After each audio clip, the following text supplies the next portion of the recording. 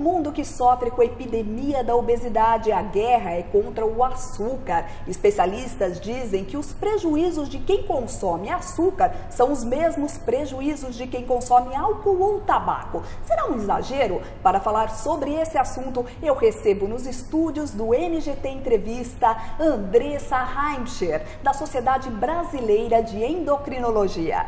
Doutora Andressa, é um prazer recebê-la aqui no NGT Entrevistas. Viviane, prazer é meu. Doutora Andressa, é isso mesmo? O açúcar é o vilão da vez? Como é que o açúcar é metabolizado aí no organismo e por que ele é responsável aí pela epidemia de obesidade no mundo? Bom, então vamos lá. O açúcar é a base, na verdade o carboidrato é a base da nossa alimentação. Cerca de 50% do que a gente consome é carboidrato. E qual é o problema? É que hoje em dia os alimentos eles têm um alto teor de carboidratos simples, que são carboidratos com alto poder de fazer a pessoa ganhar peso. E como é que é metabolizado o carboidrato? O carboidrato ele pode ser um carboidrato simples ou complexo. Então, para ficar fácil para as pessoas entenderem, um carboidrato simples é, por exemplo, o carboidrato do pão branco, do arroz branco, do açúcar em si. Ele leva a nossa célula a gerar energia. Então, é uma fonte de energia para o nosso corpo. O carboidrato complexo é aquele carboidrato das fibras. Então, o pão integral, o arroz integral, o macarrão integral vão conter carboidratos complexos. Qual é a diferença?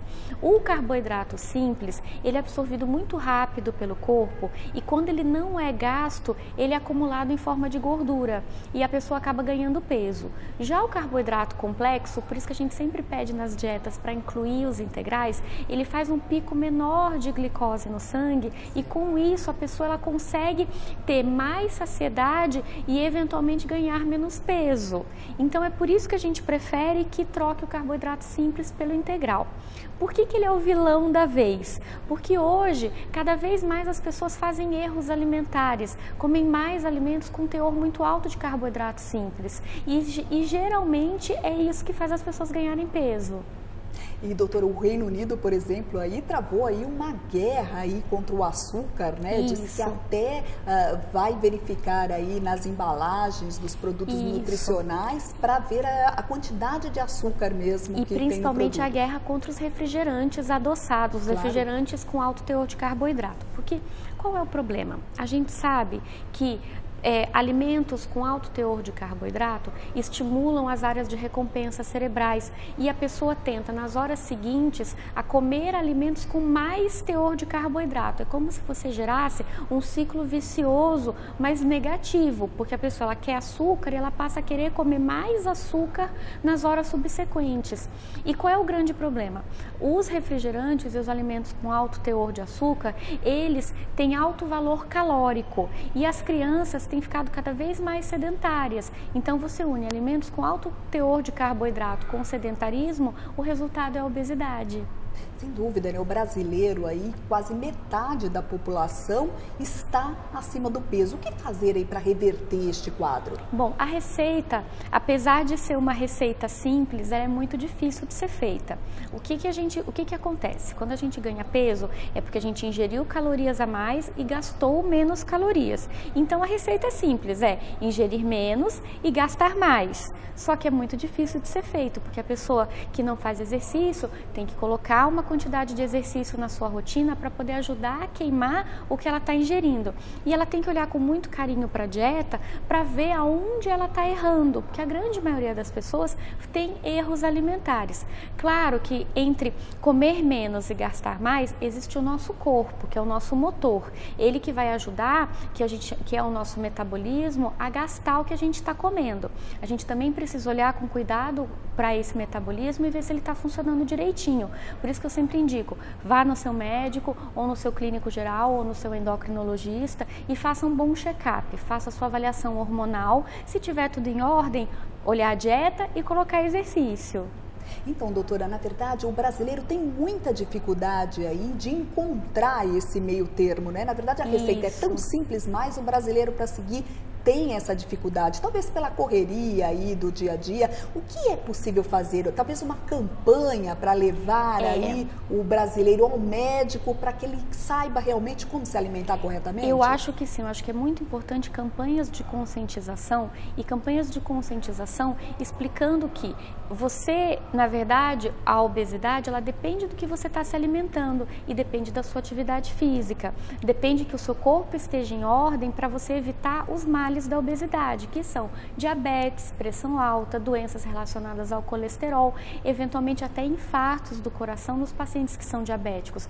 Eu sempre brinco assim, eu brinco e eu falo seriamente também com os pacientes assim, obesidade é a ponta do iceberg, existe uma grande parte escondida que é o risco de diabetes, o risco de infarto, derrame, diabetes pode levar à cegueira. Então, o que a gente não quer criança obesa, não quer adulto obeso, porque vai ter problema com relação à saúde. A gente não quer nada disso. E, na verdade, aí as crianças brasileiras estão cada vez mais gordinhas. E isso não é nada saudável, né? Porque antes a vovó falava, né? Ah, meu netinho tá tão gordinho, esse sim é saudável. Não existe isso, né? Infelizmente, não é assim. E como que a gente faz aí para orientar a criança? Na verdade, é o pai também, na casa já come errado. Então, talvez na escola começar a alimentação certa aí, na hora do lanche? É assim, Viviane, acho que na verdade é uma questão das duas pontas. A criança não faz supermercado, é o pai e a mãe que fazem. E eu sempre falo, a geladeira é o espelho da casa. Então, uma geladeira que tem alimento que não é saudável, a criança naturalmente vai aprender a não selecionar o que é alimento saudável. Uma geladeira com bastante fruta, bastante legume, bastante verdura, com os pais se alimentando de forma correta, os pais são, a criança se espelha nos pais e se espelha nos hábitos da família. Muitas vezes vem mães cansadas no consultório e falam assim, ai, mas Andressa, mas eu ponho o chuchu e ele não quer comer chuchu. Mas é a tal história, eu pergunto, você põe no seu prato? Ah, eu tento colocar, mas eu também não gosto muito. Então vamos devagar, introduz para todo mundo e vamos todo mundo tentar mudar um hábito. Não é fácil mudar um hábito estabelecido, mas a gente tenta. A mesma coisa é com exercício físico. Hoje em dia, tudo leva a gente a ser mais sedentário, desde o vidro do carro que a gente tem agora que pode ser automático, até o controle remoto da TV.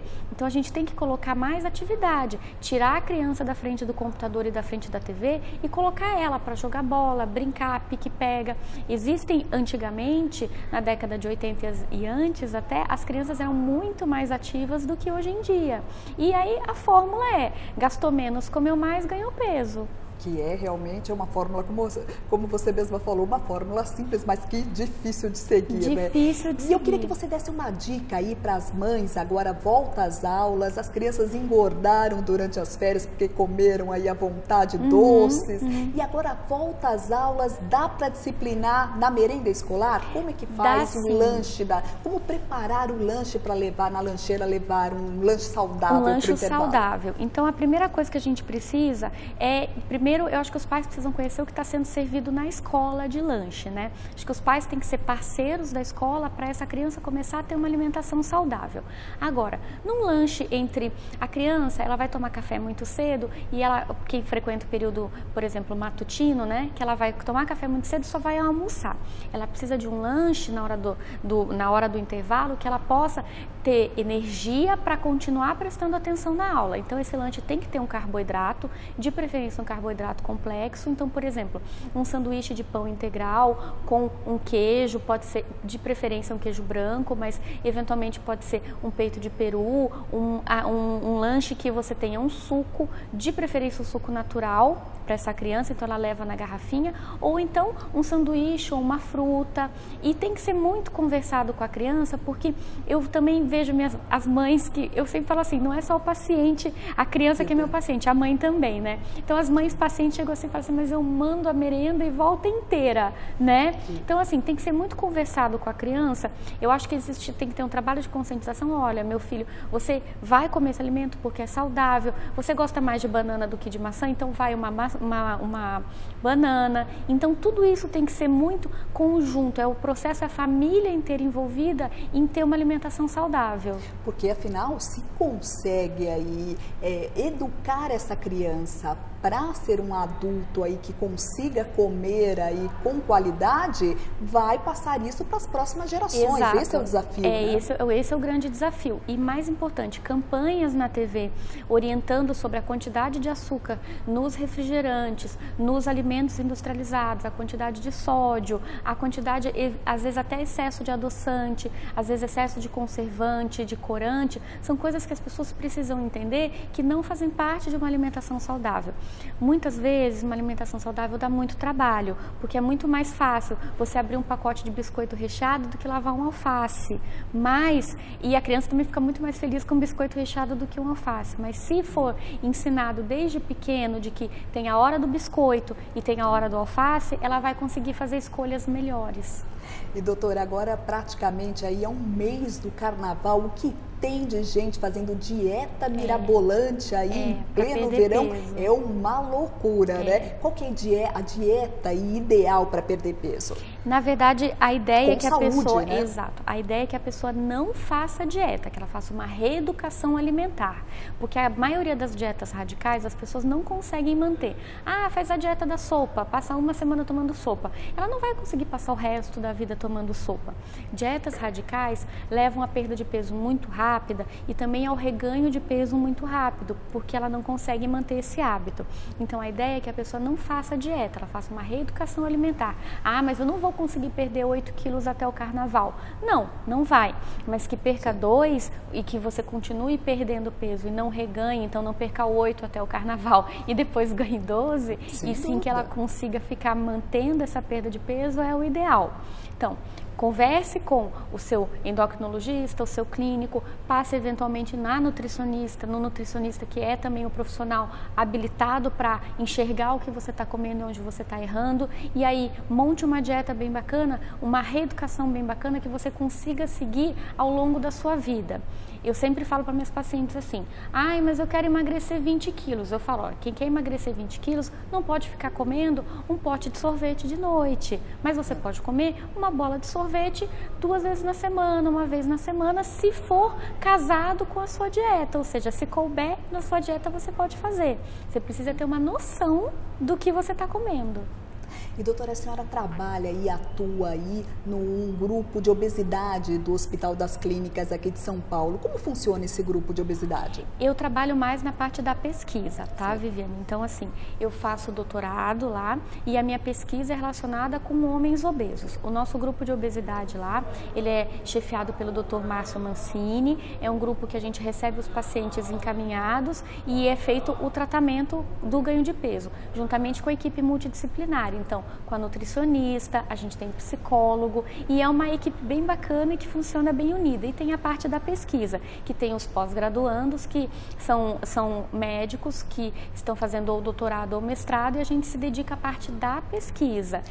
Inclusive, é muito importante que o Brasil tenha pesquisadores, né? Pesquisadores ligados a uma área tão importante que é a área de obesidade, para a gente poder contribuir com a evolução da ciência. E qual a pesquisa que você está realizando no momento? A minha pesquisa é sobre redução dos níveis hormonais de hormônios masculinos nos pacientes que ganham peso, que é uma área muito nova, é uma área bastante promissora, e a nossa ideia é que a gente possa oferecer uma resposta para esses pacientes que apresentam redução de hormônio masculino, no caso a testosterona, quando eles ganham peso, e estudar o metabolismo desses pacientes e eventualmente oferecer alguma resposta de tratamento para eles. E a perda é muito grande, doutora?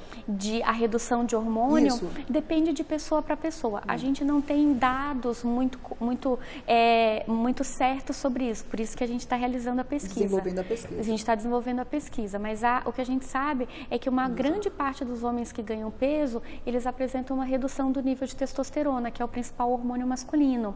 E isso é muito ruim, porque toda vez que reduz os hormônios masculinos, ganha mais massa gorda e perde-se massa muscular. Então você entra num ciclo vicioso de quanto mais peso, menos testosterona, mais peso, menos testosterona. Então a ideia é a gente estudar essas pessoas que são nossos voluntários, nossos pacientes que nos ajudam também na nossa luta para desenvolver a pesquisa no Brasil, e com isso a gente oferecer uma resposta para a sociedade para o Brasil e para a pesquisa médica de como a gente vai conseguir manejar esses pacientes. Então, doutora, para encerrar o NGT Entrevistas, queria só que você desse aí uma dica para o telespectador que está tentando emagrecer, aquela dica ali, olha, não tem realmente fórmula mágica. Exato, isso que eu ia falar, não tem pílula mágica, infelizmente, mas o que tem, e assim, eu posso falar da minha experiência, é assim, o paciente que segue a dieta de forma correta, que não escapa, que é uma pessoa que entende da necessidade do corpo estar em dia, da mente estar em dia, é a pessoa que faz o exercício, segue a dieta, o peso vai embora. Não existe dificuldade de perder peso se a gente perseverar. Então, bole uma dieta bem bacana, às vezes está errando um pouquinho na dieta, conversa com o endócrino, com o clínico ou com a nutricionista, vamos acertar essa dieta, colocar atividade física, o peso vai embora. E faça os exames também. Perseverança e paciência. Perseverança, né, e paciência, mas dá certo, pode ter certeza. Muito obrigada pela sua presença aqui no NGT Entrevistas. Eu que agradeço. E o NGT Entrevistas volta no próximo bloco. Fique com a gente.